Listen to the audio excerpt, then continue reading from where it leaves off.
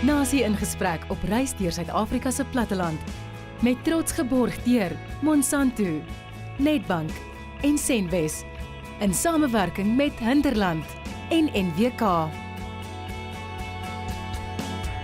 Nasie in gesprek, jou gespreksgenoot.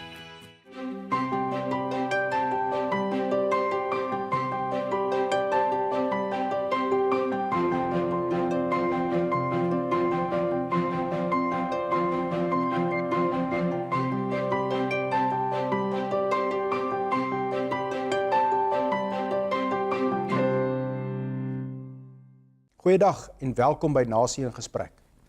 In hierdie reeks reis ons deur die platteland.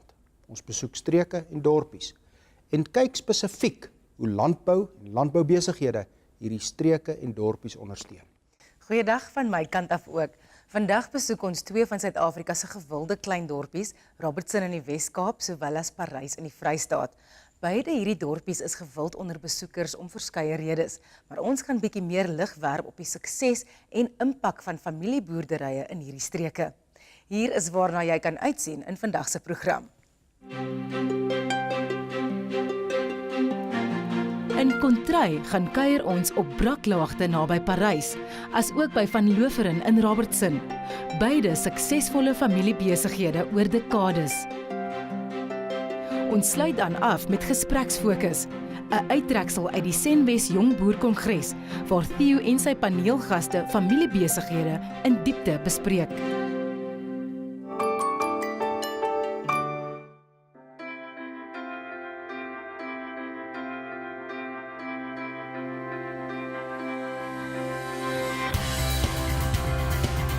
Parys en Robertson mag dalk 1200 km van mekaar af wees, maar beide dorpies het tot 'n groot mate hulle oorsprong te danke aan boerdery en hulle voortbestaan en suksesse te danke aan toerisme. Parys in die Oos-Vrystaat is 'n gewilde naweek wegbreek onder Gautengers met verskeie aantreklikhede en aktiwiteite soos watersport op die Vaalrivier of golf op Parys Golflandgoed. Parys se hoofstraat, Breestraat, is verseker 'n gunsteling onder besoekers met interessante winkels, kunsgalerye, as ook van die beste restaurante in die distrik. Dit is verseker 'n moed om oor 'n naweek hierdie straat van hoek tot kant deur te trap. Het jy geweet? Die Vredefort koepel in die Vrystaat word tans beskou as die grootste en oudste impakkrater ter wêreld met 'n oorspronklike deursnee van ongeveer 300 km. Braklaagte plaas in die Parys distrik word tans deur Kobus Danhauser en sy seun Johan suksesvol bestuur as 'n familieboerdery wat reeds meer as 140 jaar bestaan. Ons gesels bietjie meer met hulle oor die suksesse en struikelblokke, as ook die beplanning wat nodig is om 'n familiebesigheid se voortbestaan te verseker, veral in die landboubedryf. Ek is die 6ste geslag Danhauser wat op plaas Goedgedag en Braklaagte hier in Parys distrik gaan boer. Ek is verantwoordelik vir die oorhoofse bestuur van die beeskudde op die plaas. Dit sluit in die kommersiële kudde, sowel as die twee stoeterye wat ons bestuur. In my eie geval, ek was baie lief vir die graankomponent in ons boerdery. Dit was eintlik 80% van ons boerdery en dit was baie gou vir my duidelik, soos my seun ouer geword het, dat sy passie en sy sterkpunt lê by teeling. En dit was baie gou duidelik dat ek moet plek maak daarvoor en ek moet hom die geleentheid gee om ook dit waarvoor hy lief is en waar sy sterkpunte lê uit te leef. Vir my was dit van kleins af het ek 'n liefde gehad vir diere. So die teeling en die genetika was vir my nog altyd iets wat my belangstelling geprikkel het. En toe het ek vir my 'n paar beeste gekoop en so het ek maar begin met stoetery, genetika, teel, registrasie van diere en die prestasietoetsing en so het my toe baie beïndruk en het my gevang. En toe maak dit 'n passie in my wakker wat ek nooit geweet het ek het nie. En toe ek nou groter word, het ek en my pa om 'n tafel gesit en die toekoms bespreek. En toe het ons besef dat om die boerdery vorentoe te vat sal my belangstelling beeste wees. En ja, dis toe maar waar ons begin het, die boerdery 'n hele omskakeling gemaak van saai hoofsaaklik na beeste. Om die stokkie vir die volgende geslag aan te gee, moet jy hulle in 'n posisie plaas om te kan oorleef en om te kan winsgewend wees. Jy moet by die punt kom waar jy hierdie besigheid uitbou as 'n besigheid, as 'n maatskappy, maar jy moet hom uitbrei en binne in daai besigheid se dinamika, se grootte, se volume, moet daar plek wees vir jou kind om homself te kan vestig. Maar die gronde waarop hy hom moet vestig, moet uitsluitlik wees dat hy moet dit verdien. Hy moet homself bewys dat hy die regte jockey is vir daai posisie. Die grootste voordeel van 'n familiebesigheid is die feit dat jy by mekaar kan leer. My pa deel al sy geheime met my, terwyl in 'n koöperatiewe besigheid gaan die ou wat jy se werk gaan vat nie baie lief wees om jou sommer te help nie. Dis vir my 'n baie lekker dag gewees toe ek kon plaas toe kom en ek kon sien hierso is waar my oupa die eerste keer skape getel het, of dit is waar my pa die eerste mieliepit geplant het. Ek wil nie ryk word uit boerdery nie. Ek wil boer. Ek wil 'n beesboer wees. Ek wil kos vir mense maak. Ek wil beeste verbeter. En om te sien waar ek 10 jaar terug was met my beeste en hoe hulle verbeter het op statistiek, hoe ek meer geld maak uit net soveel koeie, hoe ek my hektare beter benut. Daai goed is alles uitdagings en goed waarvoor ek leef. Ek staan elke dag op en ek sê net vir myself, yes, vandag gaan ek hom vat, vandag gaan ek dit doen. En die grootste voorreg is om saam met jou familie 'n besigheid te kan bedryf. Geen geld kan dit vervang. As jy dit suksesvol kan doen en jy kan dit in harmonie doen en daar's vir almal in daai besigheid plek om hulle besluite ook op die tafel te kan sit en hulle voel dat hulle kry 'n regverdige kans om 'n verskil te maak en 'n impak te maak, dan dink ek is dit die wonderlikste ding en ek wil dit nooit anders hê nie.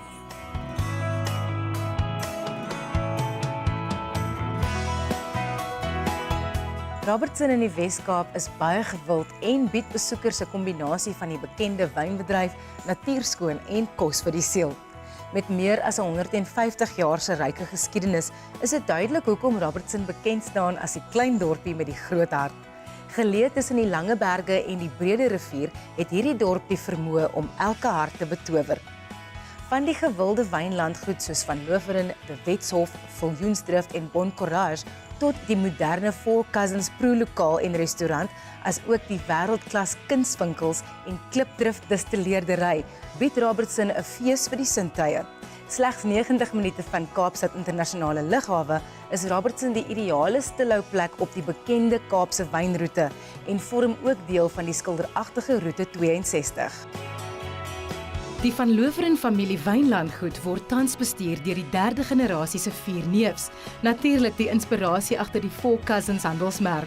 Philip Retief vertel ons meer oor hoe Van Loveren gegroei het sedert 1927 en hoe hulle dit reg gekry het om oor generasies heen die besigheid te laat ontwikkel en floreer. Van Loveren Wingerde, soos hy vandag bekend staan, het so ontstaan gehad in 1937 met die aankoop van die plaas Goudmyn deur my oupa Henny Retief.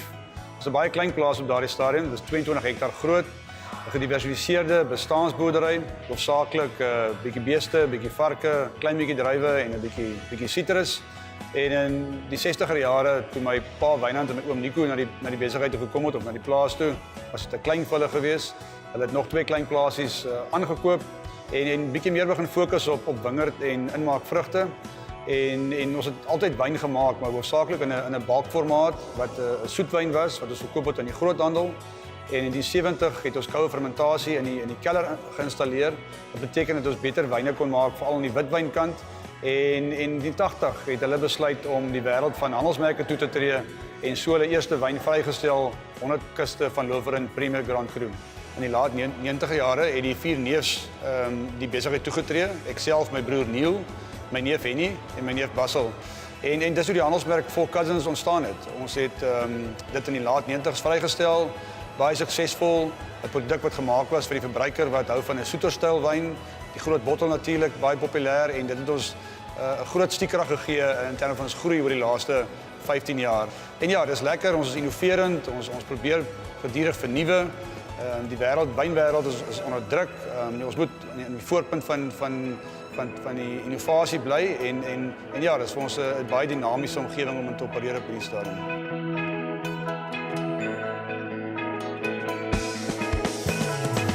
Het jy geweet? Pick n Pay, De Beers en Nando's het hul ontstaan gehad as familieondernemings. In ag genome dat meer as 96% van alle boerderye in Suid-Afrika familiebesighede is dit lekker om sulke suksesstories te hoor. Die feit dat hierdie boere so geesdriftig is om by te dra tot voedselsekerheid, laat mens nogal dink. Net na die handelsflitse sluit ons aan by Theo Foster in gespreksfokus by die Senwes Jong Boer Kongres. Ons is nou terug.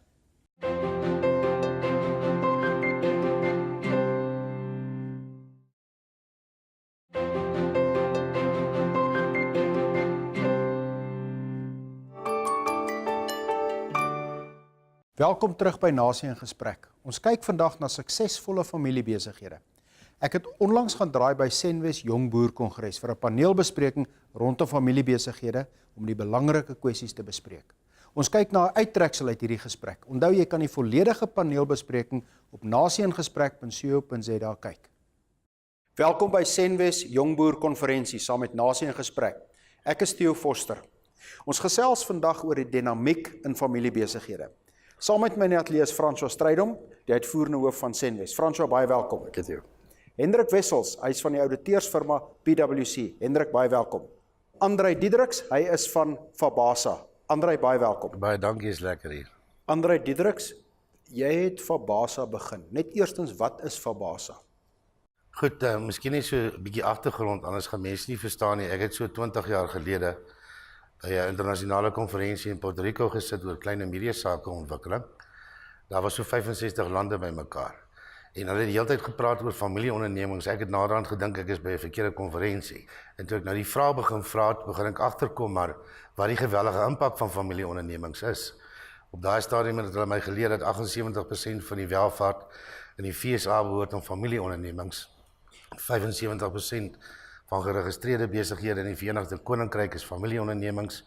As jy na Mediterrane lande toe gaan, raak dit nog hoër. So het ek nou teruggekom Suid-Afrika toe en toe ons uitvind wat nou hier aangaan. Ons moes toe natuurlik nou primêre navorsing doen om die antwoord te kry.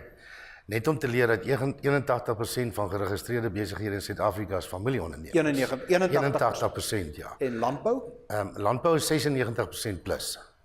So 96% van ons voedselsekuriteit of voedsel wat vervaardig word, is familiebesighede. Dis reg. As jy die wêreldsyfer vat, daar is 570 miljoen kommersiële boere. 500 miljoen van hulle is familieboerderye.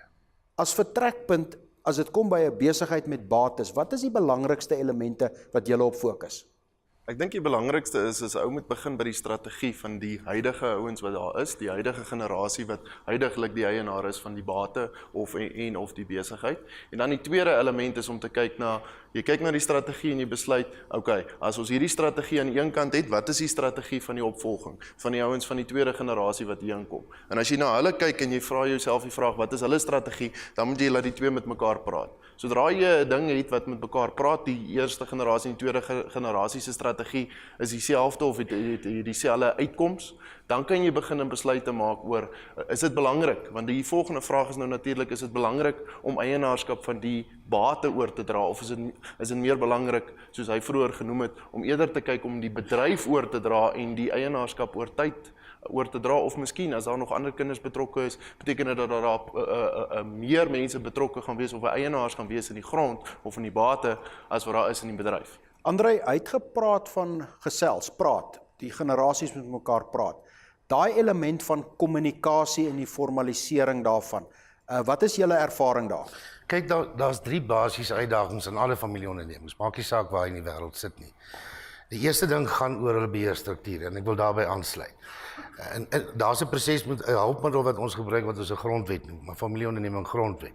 Dit dwing die bestaande generasie en die inkomende generasie om saam te sit en konsensus oor die toekoms te bereik. Wat die langtermynvisie is, maar ook wat die reëls van die spel vorentoe is. En dis belangrik wat hy nou gesê dat dit moet gebeur.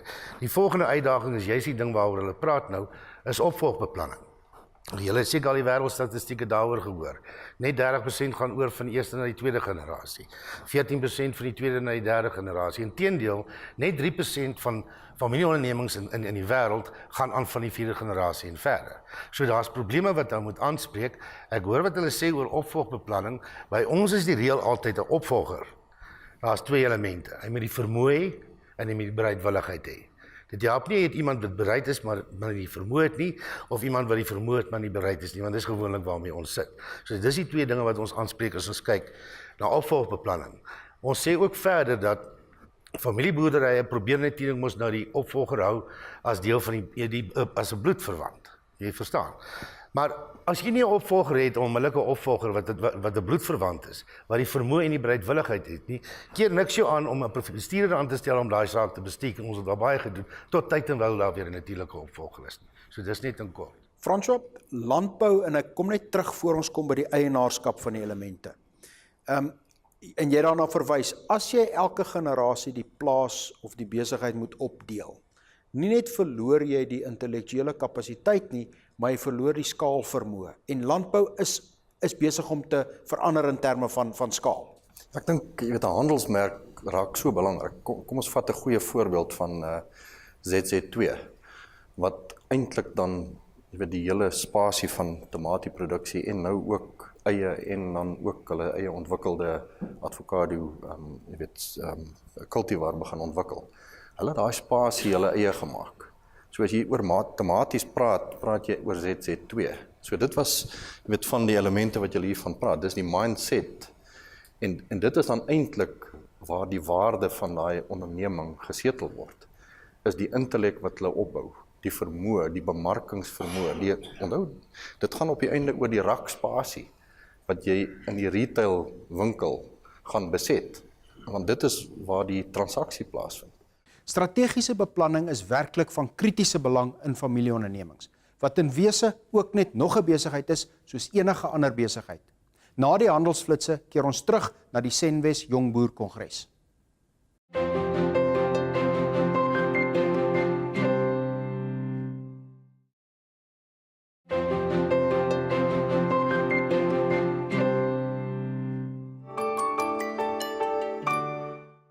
Welkom terug by Nasie in Gesprek.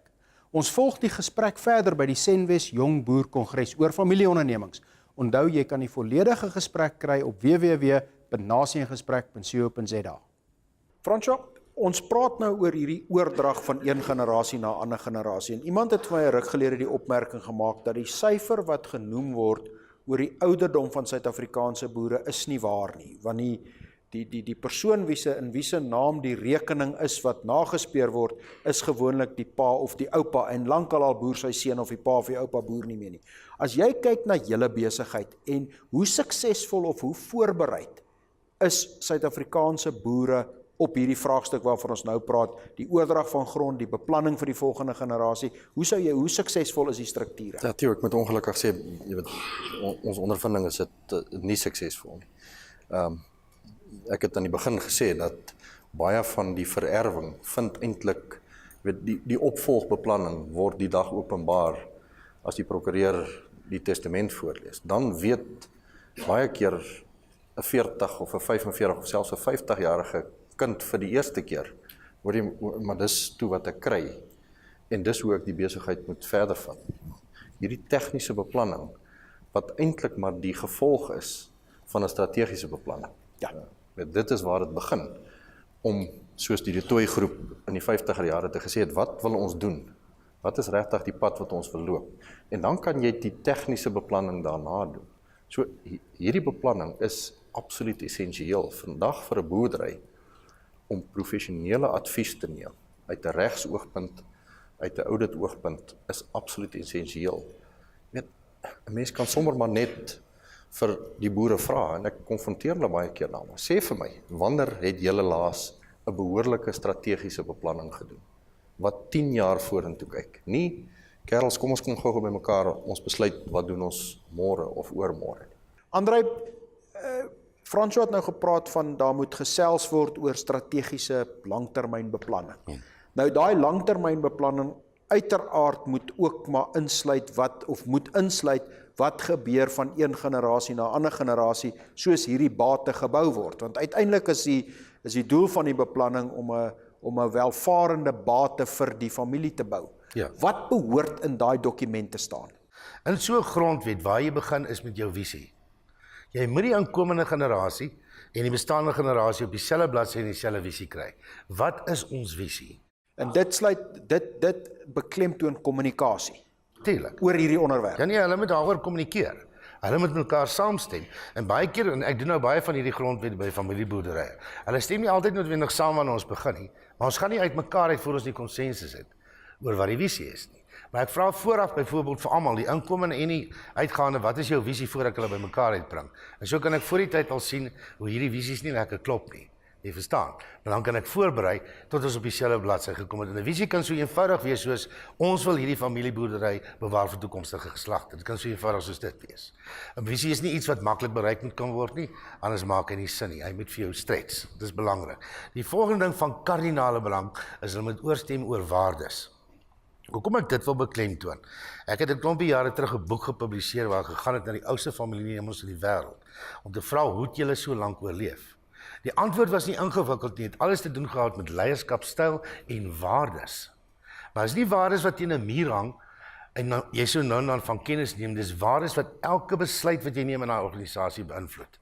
En hulle moet ooreenkom oor wat daai waardes is en hulle toets al hulle besluite teen daai waardes. Dan is daar goedes wat aangespreek moet word oor hoe definieer jy familie? Is dit net bloedfamilie? Is dit aanverwante familie? Jy moet konsensus oor daai goedes bereik.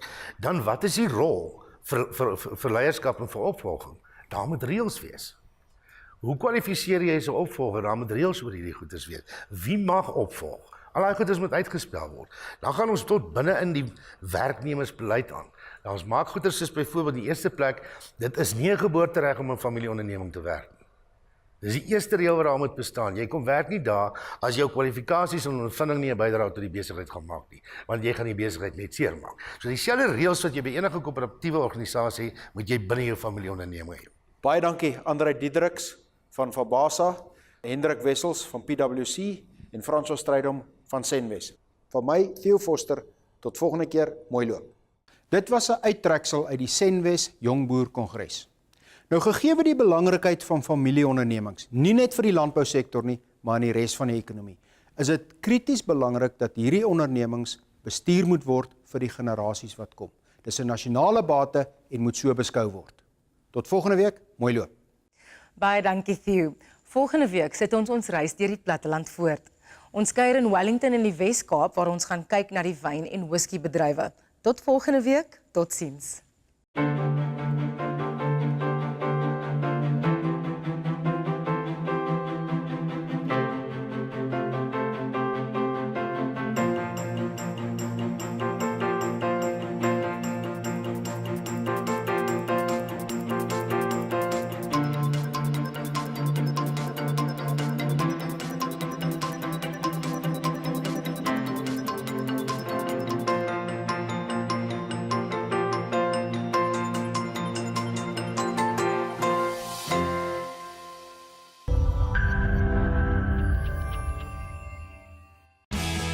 Nasie in gesprek op reis deur Suid-Afrika se platteland.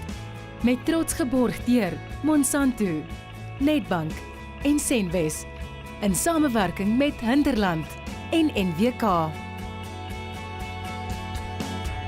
Nasie in gesprek, jou gespreksgenoot.